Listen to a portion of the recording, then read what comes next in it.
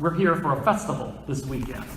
And I thought we would talk about festivals today. And God loves celebrations. And we're going to kind of take a look at the festival aspect from God's point of view. According to the dictionary, the definition of a festival is a day or a period of celebration, typically a religious commemoration. Now, the Broomcorn Festival has nothing to do with religion, even though we brought some religious aspects into it, because we appreciate that. But almost 50 years ago, people here in town said, hey, we need to celebrate one of the industries that helped build our community and has helped sustain us for many years. And if you look at a lot of communities in the Midwest, they kind of are drying up, but yet Arcola seems to be thriving. And one reason is because we have the broom industry that's here. And so we're really glad that we were able to have that, and we can celebrate that and be able to have a festival every year that reminds us of our heritage, of where we have been and where we are. Even though we don't make broom corn, we don't grow it around here, and brooms are made of all kinds of materials here today, that we are able to still remember who we are as a town, and that's added to our community here. When we read the ancient scriptures, God himself came up with the idea for his people. He said, I want you to have festivals. I want you to celebrate. I want you to rejoice over the things that have happened in your history and the things that God is doing. And many people think that like the book of Exodus and Leviticus in the Old Testament is just full of do's and don'ts.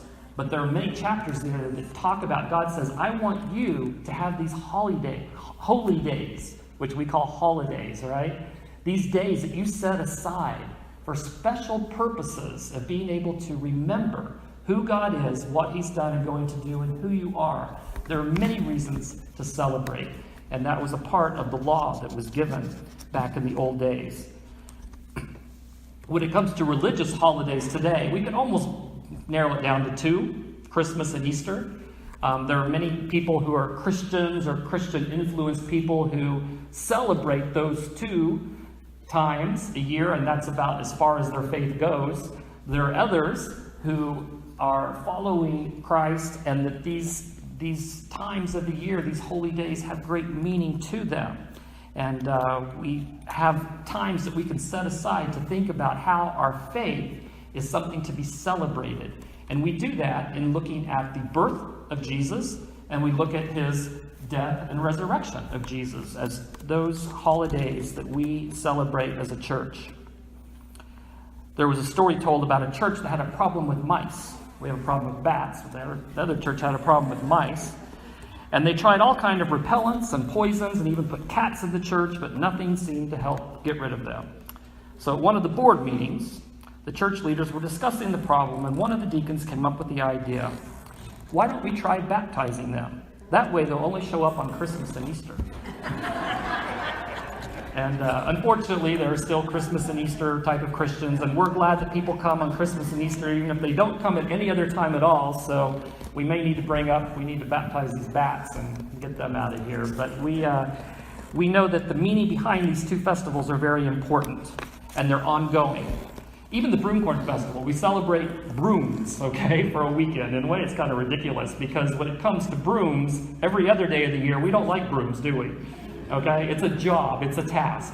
It's something we pick up and we get the floors cleaned, which we feel good afterwards, but we don't really like sweeping, do we?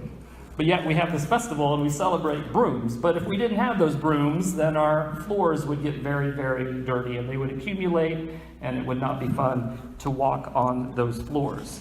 And the same way with our faith. We don't just celebrate our faith at Christmas and Easter time, we celebrate it and use it all year round.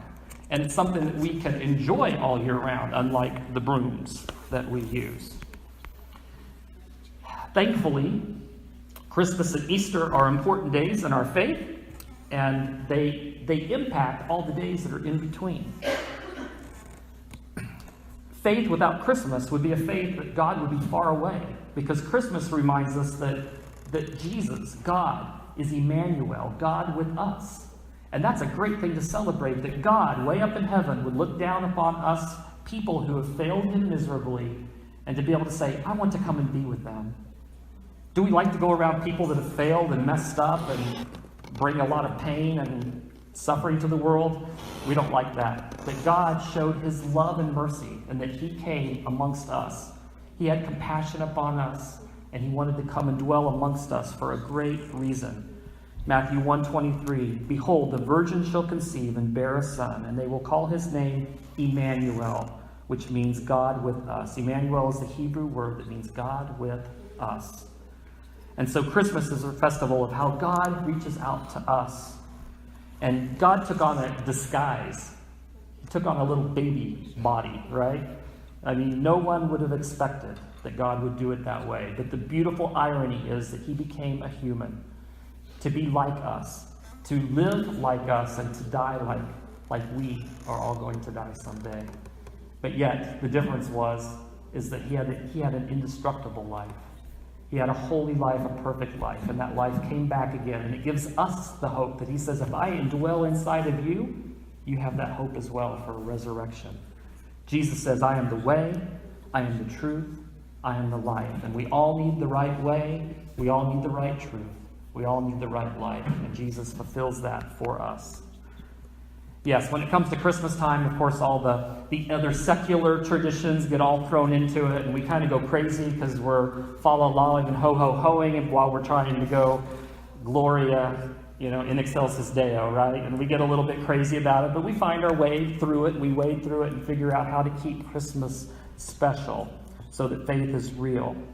It's not a festival of lights. It's a festival about the light of the world that came and shone among us in the darkness. The other tradition, when it comes to Easter time, we think about that light and that life that was given for us. What a great opportunity to have a festival every spring that has nothing to do with eggs and bunnies and springtime, but has to do with what's really life, the life of Jesus that came alive and offers us that salvation and hope to the world. In our tradition, we start with Maundy Thursday, which we, the last couple of years, started the tradition of having a service together, a Passover service, where we talk about what happened in the original Passover and how Jesus fulfilled it when he was with his disciples and what he did. And it's a beautiful time to see the symbolism there come together and the beauty of what the death and resurrection of Jesus is all about. So we do that on Good Friday. We remember that was the day that Jesus was crucified. And of course, on Sunday morning, many even get up at the very break of dawn to be able to celebrate the fact that at the very beginning of that day, many years ago, Jesus resurrected. He came out of that tomb. And that's the hope that we have. And we celebrate Easter as a way to remember that Jesus fulfilled his mission. In Luke 19:10, we're told, for the Son of Man came to seek and save the lost. And in Matthew 20:28, the Son of Man came not to be served, but he came to do what? To serve, and to give his life as a ransom for many. He paid the price to win us back into his relationship again, and that's a beautiful thing to celebrate. And even though the light of the world stopped shining for a very short time, the light came out of that tomb in the resurrected body of Jesus Christ. And that's the hope that we have in him. We know that if he said, I'm offering you forgiveness, that we can take his word for it. Anybody that has power to bring themselves back to life from the dead, man, you got to trust what they have to say, because they are saying the truth. So Christmas and Easter are important links in a chain of events that are celebrated in our Christian faith. But there's another thing that we can celebrate, and that is our salvation. As there comes a time in our life, or sometimes for some people it's a moment they can always look back at when they made a conscious decision to say, hey, I'm surrendering my life over to Jesus Christ. And they've got that moment that happened. For some people, it kind of happens and they're not aware of it. And then they look back and go, hey, I'm different than I was before. And I think God had something to do with that. He was changing me even when I didn't catch it. But whenever that happens, we're told that up in heaven, there is a celebration. When a sinner repents, the whole story of the prodigal son that we're familiar with, the son goes away and comes back, we're told that the point of the story is that heaven is celebrating Just like the Father celebrates the return of his Son, and the heaven celebrates when a person comes to him. If you want to start a party in heaven, help lead somebody to the Lord. Let's be a part of something that brings another festival, a celebration, and that is the life that embraces the salvation and forgiveness that Jesus Christ gives.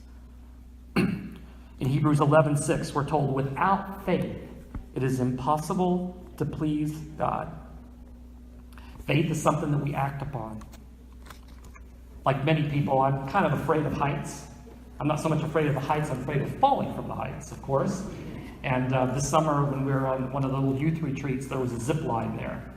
And of course, the kids were excited about doing it, and I'm trying to decide, am I going to do that or not? Because I've done some crazy things before, but I'm like, am I in the mood today to do it? So you have to climb up this like 4-story ladder to get up to this platform, and then they harness you on, and you go flying down the zip line to the other side. And after the kids all went, they asked the grown-ups, do we want to do it? And I'm like, okay, I guess so. So I go over there and I climb those steps, getting up to the top. And as I'm looking at the rope that sticks to the harness, there's these little wheels up there that somehow stay on that little rope. And I'm trying to figure out, how do those wheels stay up there? Because I'm just sure that as soon as I get on there, they're going to break off of there some way. And I just had to tell myself, those wheels do what they do, and I can trust them. And they're going to stay right on that zip line and get me to the other end, just like it did for all the other people there. And so I muster up my courage, and I'm standing on the ledge, and then there comes a point you have to step off, okay? And it's like that moment, you're like, am I going to go 4 stories down to the ground, or am I going to go flying across and have a good time? And I have to cross and have a good time. But faith is taking that step. It's looking at those little wheels on those ropes there and saying, I trust it. I know that I'm going to get to the other side. And when we look to Jesus in the very same way, we know that he's going to get us to the next step, and to the next step, and to the next step. And he'll get us to the other side. And that's what faith is, being able to take the action and move forward. And that's what we should do with our faith. And we celebrate that. Every day should be a celebration of the faith that God has given to us, to take that step. Sometimes we take 2 steps back, and then it's 3 steps forward again, but we can celebrate those steps that we take forward. Maybe we don't have to have a big festival about it, but take those steps of faith and be excited about what God is doing and leading us in the right directions.